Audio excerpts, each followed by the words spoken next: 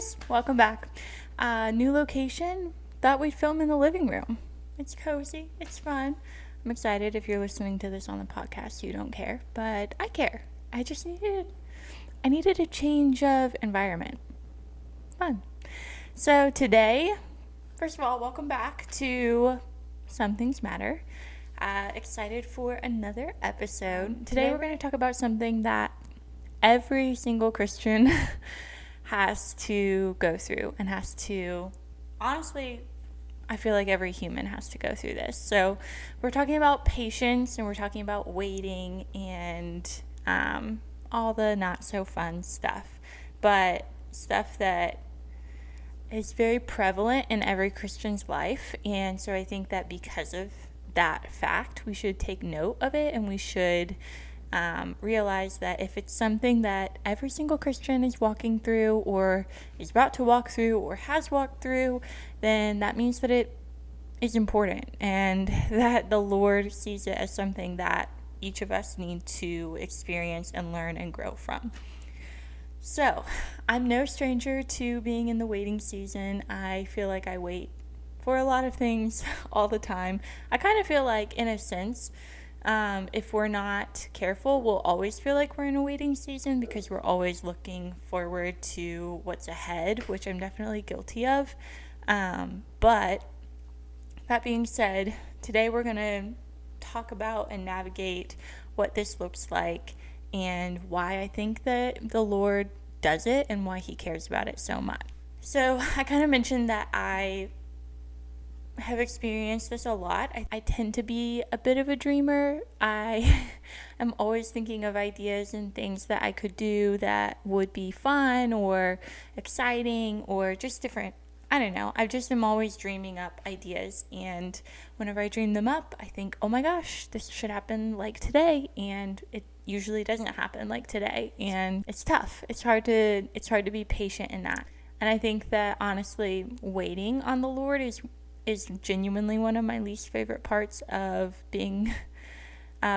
walking the Christian walk, because it is one of the more difficult. I'm not going to say it's the most difficult thing, but I think that anyone who is like in a season of waiting for a miracle, or waiting for a next step or something, you know the pain of being in that place. Just a couple of nights ago, I was in the car chit-chatting with the Lord and asking him, well, I was kind of bragging on myself a little bit because I was like, Lord, like, here are all my ideas. I have, like, in my head, I have like 5 different places that I want to live right now, and 5 different lifestyles that would match those 5 different places, which is weird. I don't know if other people do that. I do that all the time.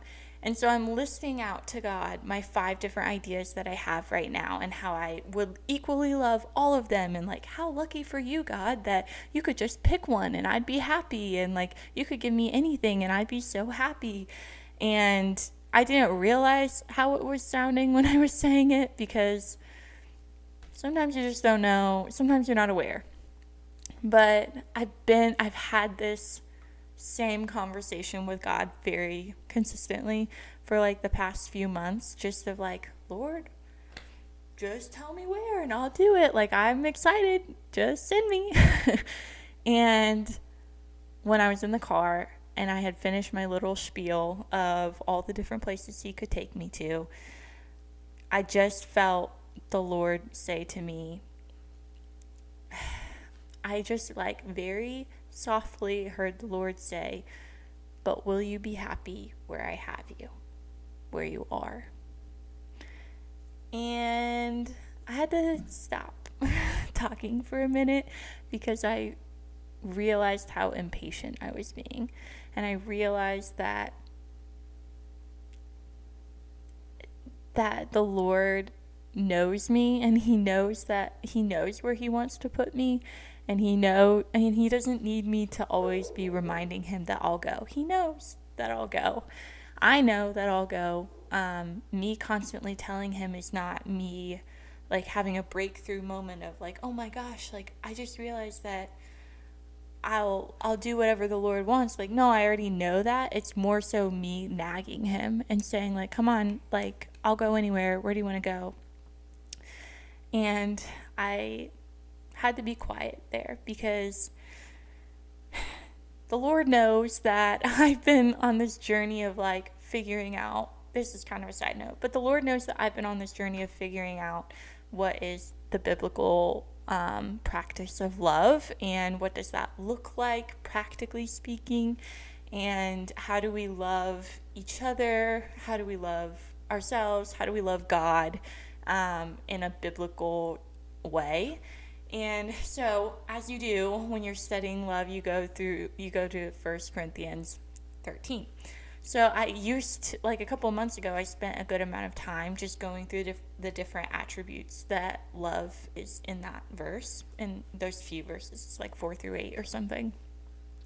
Anyways, and while I was going through this, I was putting into practice, like I would spend time on each one thinking about how I could love God this way. Like, love is patient, love is kind, love is blah, blah, blah.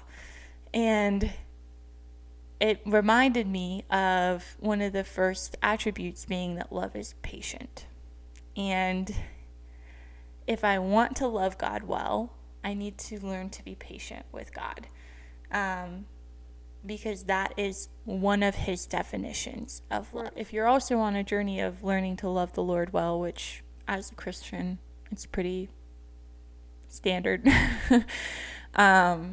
then I think that's another good reason to talk about this topic, because it is a primary way to being patient with the Lord, is a primary way of us exercising love for him and giving him love. I also think that patience is a good way to save us from a lot of heartache and a lot of trouble. If we're rushing through life scenarios, then I kind of talked about this in my first episode, but basically if you're rushing through rushing through your plan, maybe it is what God has for you, but if you're like skipping steps and going quicker through it, then it's going to have much less of an impact than if you were to be patient and to wait on God's timing and to let him lay it out how he wants to lay it out. It would be much more impactful for your sphere of influence. It would be much more impactful for you, like growing your character. So I mean, that's why people say like patience is a virtue, because it literally helps to mold your character. But 2023 was the year that I really learned this lesson, like hardcore. You'd think I learned it fully. Like, I'm still learning it, obviously, but this is when I realized how bad I am at patience, I guess I should say. I was just in a season when I really didn't know what to do. Like, I was brought to the point where I could not do anything to get myself out of the situation I was in. The Lord brought me to a place where I realized that even if I could get myself out of this, I couldn't get myself to where I wanted to go, which was where I believe he wanted me to go. So I had to sit back and realize, like, I can do nothing. Like, I am subject to the Lord's timeline, and I have to sit in that, and I have to learn to embrace it. And when I was in the midst, or towards the end of this really tough time, I got up one morning and was just sitting on the edge of my bed, honestly crying, because I was really stressed about the situation that I was in. And my Bible fell open to Proverbs 13:12, where it says, "Hope deferred makes the heart sick, but a longing fulfilled is a tree of life." And when I say I cried, I cried a lot, because that I probably have heard that verse a million times, but I had never heard anything more profound in that moment than the fact that the Lord, those words on that page are inspired by the Lord, which means that the Lord understands that a hope deferred, when you're waiting for the hope that you're clinging to and it's not happening and it's taking forever, when it's deferred, it literally makes you feel sick. And the fact that the Lord knows that was the comfort I needed in that moment, to just sit in it and say, like, he understands. He's not wanting me to pretend like this is so fun and pretend that everything is great and pretend that I'm so happy to be in this place of waiting. He doesn't want me to pretend, because he knows he knows the weight that is on me right now. Like, as humans, he knows that this is one of the most difficult things that he could have us do. He does it anyway because he sees the value in it, but the impact on us is not lost on him. Like, the struggle of it is not lost on him. And that just points to the goodness of God, that he fully understands, and that he would even pen something thousands of years ago that would be exactly what I needed to hear today, that he understands that the hope deferred makes the heart sick, but a longing fulfilled is a tree of life. So the second half of that is that the longing fulfilled is like a tree of life. And I love that visualization of like the hope being turned into a tree that is like life-giving and that is strong and rooted. And it makes me think that he didn't use that, like, obviously the Lord doesn't just flippantly say things. There's always intention behind his words. And I wonder if the intention behind these words is like a tree of life is something that stands tall. And I think that as you walk through the Lord, you know that there are going to be a lot of hope deferred moments in your life. There are going to be a lot of times when you're waiting for the next thing that the Lord is bringing to you. And something that gets me through those moments is looking back at all the things that the Lord has already brought me through. And the image of a tree of life, is so beautiful to me, because like, what a tree is so big.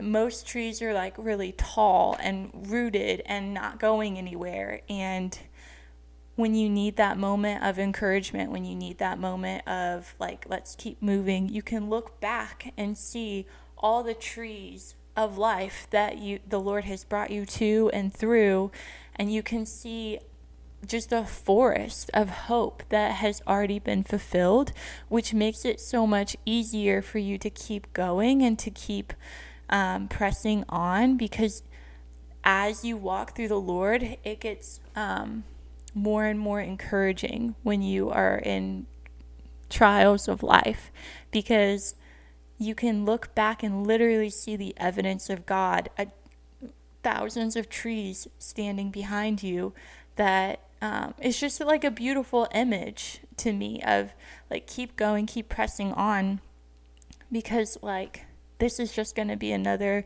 tree. This is just going to be another thing rooted in your life that you can reference and gather strength from in the next season that you're going through. I love that as we continue our walk with the Lord, our hope is built up with every miracle he brings us through, and there's evidence of it as we continue walking.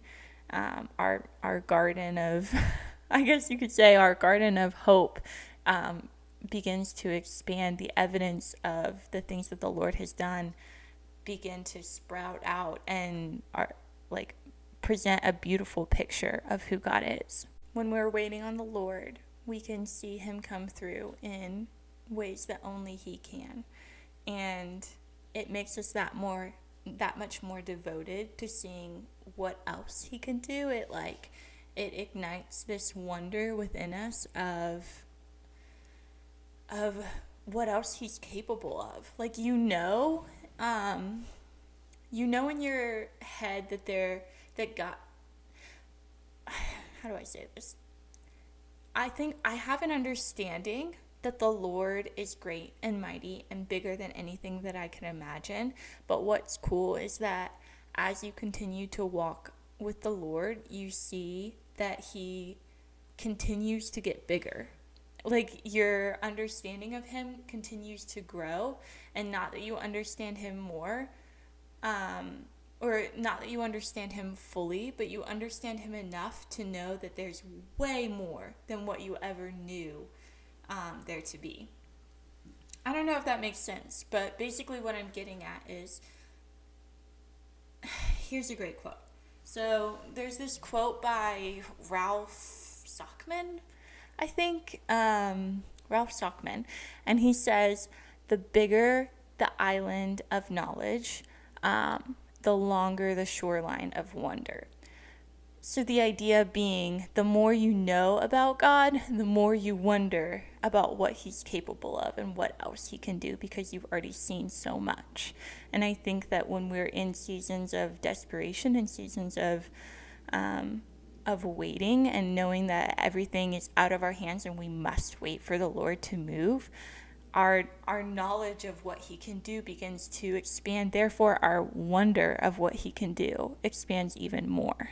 I have learned, and I'm not the best at this, but I'm trying to be consistent in like keeping my perspective and viewing my situation through the lens of how big and mighty my God is, versus flipping that like I used to do and view God through my situation and thinking like this because when you're doing that, you're magnifying your situation, versus when you do it the way that I do it now, which viewing my situation through how big my God is, it flips the issue on its head, where you realize the ratios are not the same. Like, God is way bigger than this small issue that I'm facing right now.